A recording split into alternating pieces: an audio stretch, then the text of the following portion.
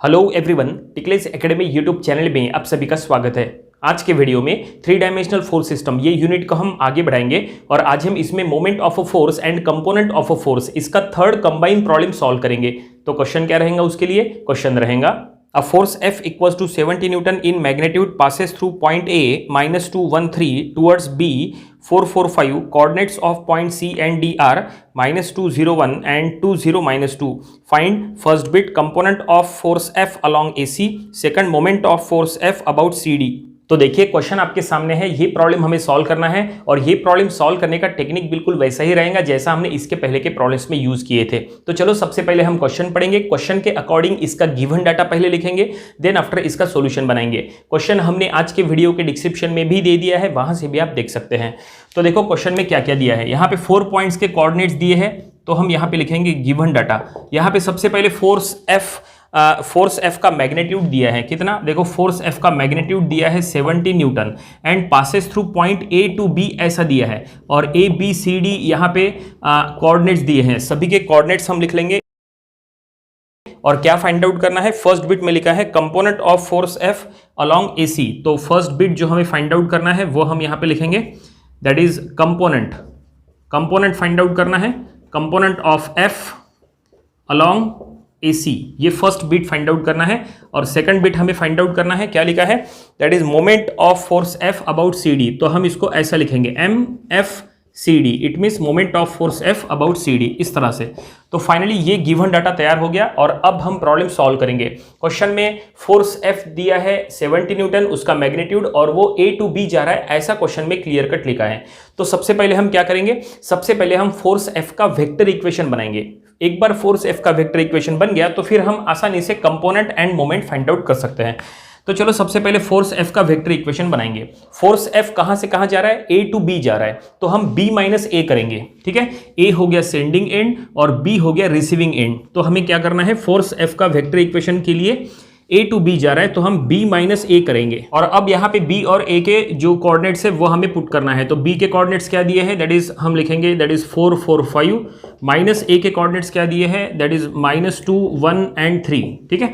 और अब यहाँ पे x minus x, y minus y, z minus z ऐसा करना है। तो देखो 4 माइनस ऑफ -2 तो ये हो जाएगा that is 4 + 2, it means 6 of i, ठीक है। देन 4 माइनस ऑफ 1 तो ये हो जाएगा +3 of j, then 5 minus of 3 तो ये हो जाएगा +2 ऑफ k, ठीक है। लेकिन इतना करने से नहीं होगा, अब हमें क्या करना है, इसको फोर्स मल्टीप्लायर से मल्टीप्लाई करना है। तो फोर्स F का फोर्स मल्टीप्लायर हो जाएगा Fm, तो ये देखो हम इसको Fm से मल्टीप्लाई करेंगे, इट मीन्स फोर्स मल्टीप्लायर। लेकिन Fm का वैल्यू यहाँ पे दिया है कि चेक करो, Fm का वैल्यू यहाँ कहीं पे भी दिया नहीं है, इट मीन्स फोर्स मल्टीप्लायर दिया नहीं है। तो हम क्या करेंगे, फोर्स मल्टीप्लायर का फार्मूला यहाँ पुट करेंगे। फोर्स मल्टीप्लायर का फार्मूला Fm का फार्मूला हो जाएगा दैट इज F/d, ठीक है। तो इसके जगह हमने लिखे F/d। अब F/d में से F माने फोर्स का मैग्नीट्यूड वो दिया है और D माने ये जो इक्वेशन है उसमें जो IJK के जो कोएफिशिएंट्स है उसका स्क्वायर करके अंडर रूट करना होता है। तो चलो यहाँ पे हम सीधा सीधा पुट करेंगे, F का वैल्यू हम पुट करेंगे। F कितना है 70, तो हम यहाँ लिखेंगे 70। और D माने क्या है, जैसा हमने कहा था हमें अंडर रूट करना है, तो हम लिखेंगे अंडर रूट ऑफ इसके यहाँ पे कोएफिशिएंट क्या है 632, तो इसका आपको स्क्वायर करना है, 6 स्क्वायर + 3 स्क्वायर + 2 स्क्वायर, और इसको हमें अंडर रूट में पुट करना है, ठीक है। और अब बस ये 70/√, को कैलकुलेटर में सॉल्व करना है। तो देखते हैं ये क्या आएगा। तो ये इक्वेशन ऐसा है 6 of i + 3 of j + 2 of k, ठीक है। और 70/√, का आंसर आएगा 10, तो ये हमने लिखे 10। तो ये हमें क्या मिला, फोर्स F का वेक्टर इक्वेशन मिल गया। इट मीन्स अब हम आसानी से ये दोनों बिट जो है वो फाइंड आउट कर सकते हैं। तो चलो हम सबसे पहला बिट फाइंड आउट करेंगे, component of force F along AC। Force F का कंपोनेंट अलोंग AC चाहिए, तो उसके लिए फोर्स F का वेक्टर इक्वेशन चाहिए, तो वो हमने ऑलरेडी यहाँ निकाल लिए है। और अलोंग AC है तो रूल ऐसा है कि जिसके अलोंग कंपोनेंट फाइंड आउट करना है उसका पहले आपको यूनिट वेक्टर निकालना होता है। तो AC के अलोंग कंपोनेंट फाइंड आउट करना है, तो हम सबसे पहले अब AC का यूनिट वेक्टर निकालेंगे। तो ये हम यहाँ पे लिखेंगे दैट इज यूनिट वेक्टर का सिंबल यहाँ पे स्मॉल n लिखना है और उसके बेस में आपको AC लिखना है, ठीक है। Unit vector of AC that is NAC। तो इसका फार्मूला ऐसा होता है AC/mod ऑफ AC, ये इसका फार्मूला ऐसा रहेगा, ठीक है। यूनिट वेक्टर ऑफ AC यानी ही AC bye mod of AC। अब न्यूमरेटर में AC लिखा है, AC मतलब AC का जो वेक्टर इक्वेशन है वो, और नीचे उसका मॉड। तो AC माने C माइनस A करना है, तो ये हम लिखेंगे न्यूमरेटर में C माइनस A और divided by mod of AC, ये एज इट इज लिखो। ठीक है, तो न्यूमरेटर में जब तक इक्वेशन नहीं बनेगा तब तक नीचे उसका मॉड नहीं होगा। तो न्यूमरेटर में C माइनस A करना है, तो C और A के कोऑर्डिनेट्स हमें पता है। ये देखो C और A के कोऑर्डिनेट्स प्रॉब्लम में ऑलरेडी गिवन है, तो ये हम लिखेंगे न्यूमरेटर में सबसे पहले C के कोऑर्डिनेट्स -2 0 1। ठीक है, ये C के कोऑर्डिनेट्स माइनस A के कोऑर्डिनेट्स दैट इज -2 1 3, -2 1 3 इस तरह से। ठीक है, और नीचे में है मॉड ऑफ AC। और अब हम ऊपर में इक्वेशन बनाएंगे। इक्वेशन बनाना काफ़ी आसान हो गया। आप देखो, आपको वैसे ही करना है जैसा आपने यहाँ पे किए थे। ठीक है, x minus x, y minus y, z minus z. ठीक है, तो ये क्या होगा, -2 माइनस ऑफ -2, इसका मतलब -2 + 2, ये हो जाएगा 0 ऑफ i। ठीक है, 0 i, देन 0 माइनस ऑफ 1, तो ये होगा माइनस ऑफ j। ठीक है, देन 1 माइनस ऑफ 3, तो ये हो जाएगा माइनस ऑफ 2k।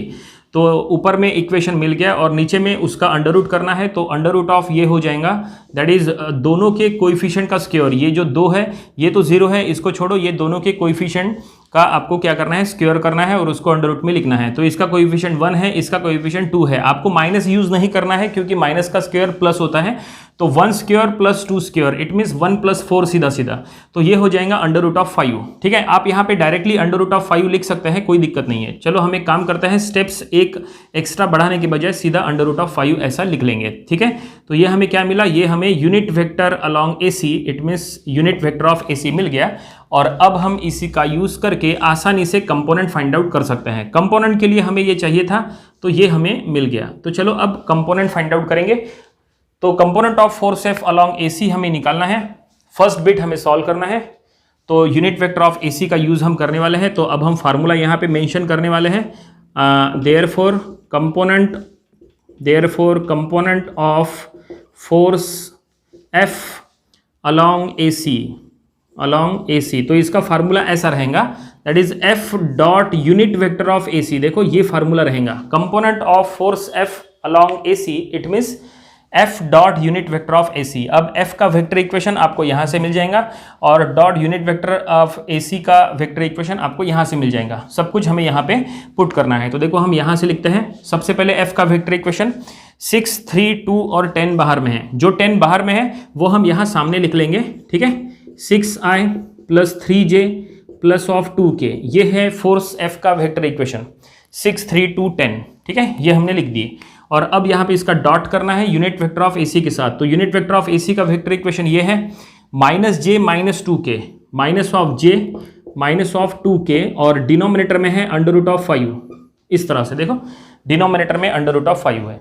ठीक है, तो ये हमने लिख दिए। और बस अब यहाँ पे कैलकुलेशन करना है, बिल्कुल सिंपल कैलकुलेशन है। सबसे पहले 10 और अंडर रूट ऑफ 5 बाहर ले लो, तो ये 10/√5 ये हमने बाहर ले लिए। ठीक है, और यहाँ पे अब i dot i, j dot j, k dot k ऐसा करना है।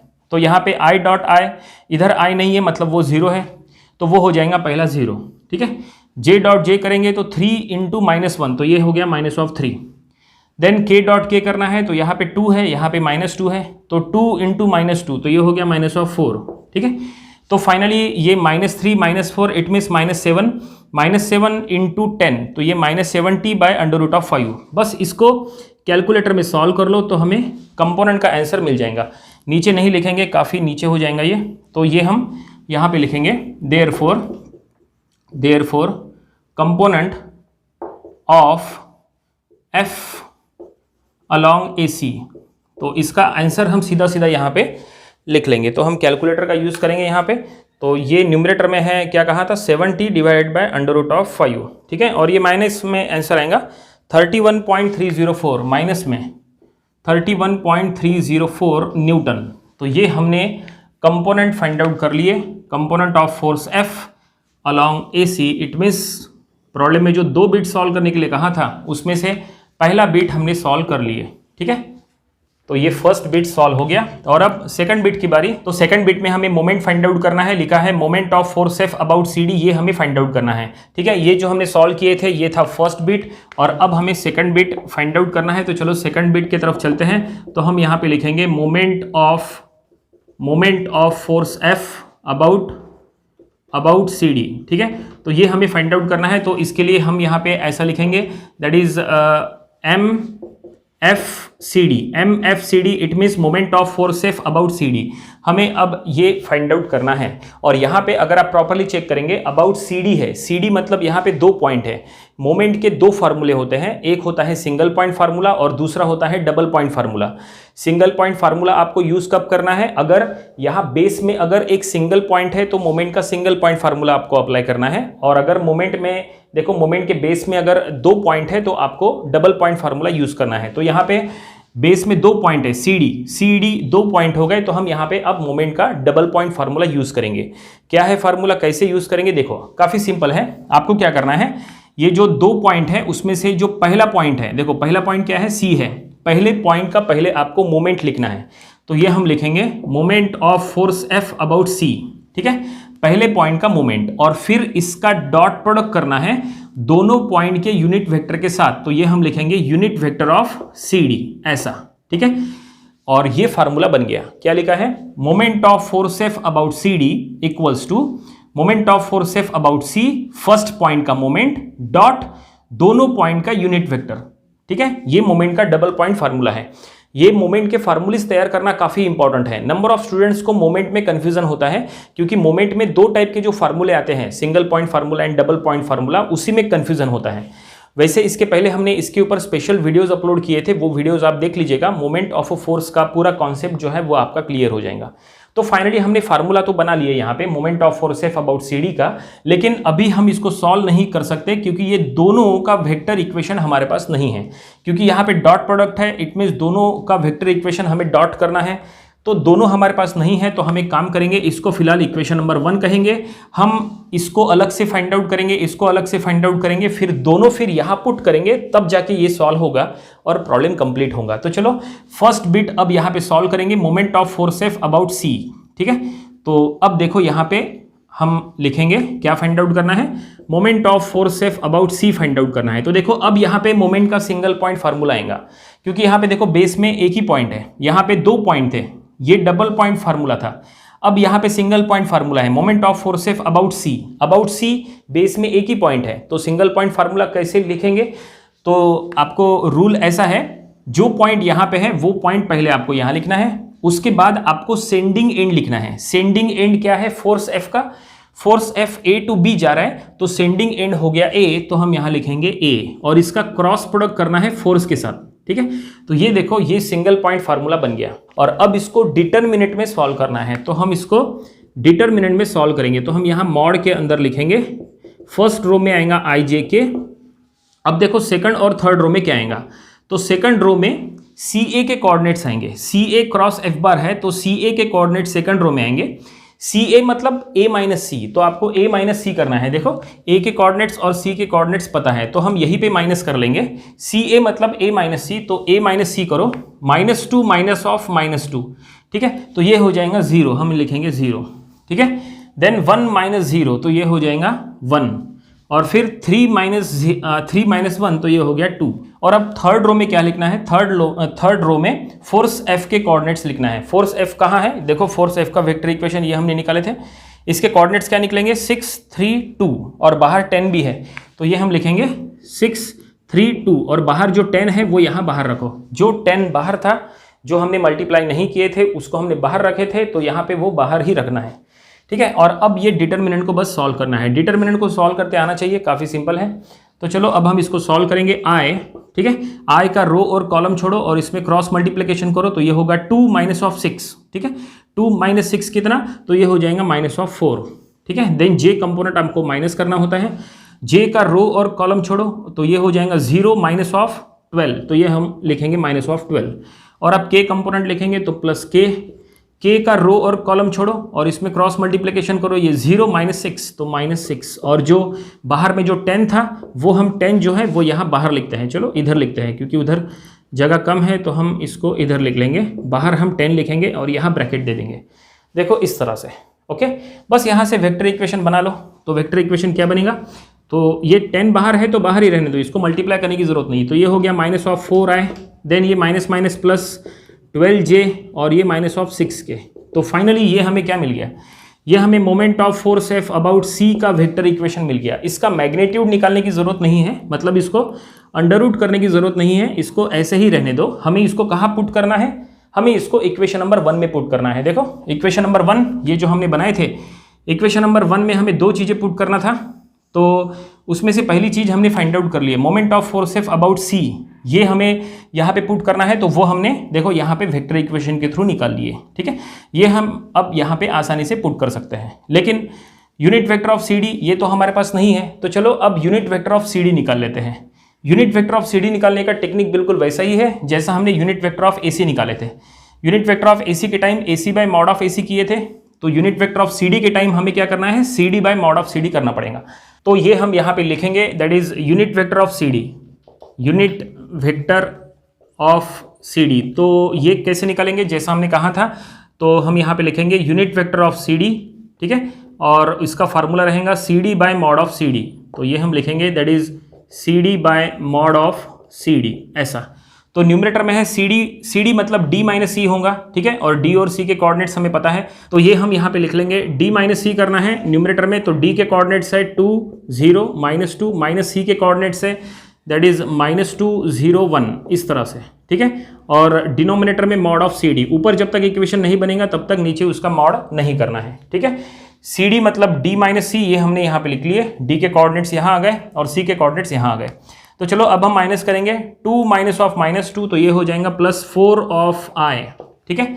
0 minus of 0, then -2 minus of 1, तो ये होगा -3k, ठीक है। जे का टर्म नहीं आएगा क्योंकि वो 0 है।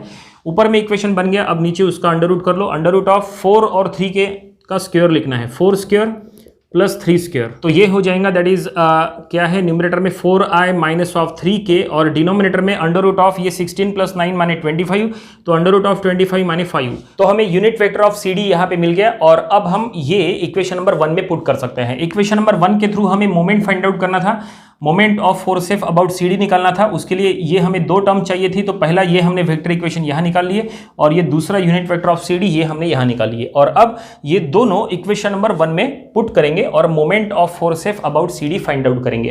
तो हम लिखेंगे यहाँ equation number 1 implies, equation number 1 में हमें पुट करना है, तो इक्वेशन नंबर 1 का लेफ्ट हैंड साइड है वो हम लिखेंगे that is moment of force F about C D. और अब राइट हैंड साइड में हमें ये दोनों का वेक्टर इक्वेशन लिखना है। तो पहला वेक्टर इक्वेशन ये है, 10 बाहर में है और क्या लिखा है, -4 12 -6, तो -4i plus of 12j minus of 6k, ठीक है। ये moment of force F about C का वेक्टर इक्वेशन हो गया, dot unit vector of C D. तो unit vector of C D का वेक्टर इक्वेशन ये है जो हमने सॉल्व किए थे, 4i माइनस 3k, तो ये हम यहाँ लिखेंगे 4i माइनस 3k और डिनोमिनेटर में है 5, तो हम लिखेंगे 5। इस तरह से ये हमने दोनों वेक्टर इक्वेशंस यहाँ लिख दिए और अब हम इसको सॉल्व करेंगे। न्यूमरेटर में 10 है और यहाँ डिनोमिनेटर में 5 है और यहाँ पे i dot i, j dot j, k dot k करना है। तो -4 इंटू 4, तो ये हो गया -16। देन यहाँ पे j है लेकिन इधर j नहीं है, इट मीन्स वो टर्म 0 हो जाएगा, तो ये हम लिखेंगे 0।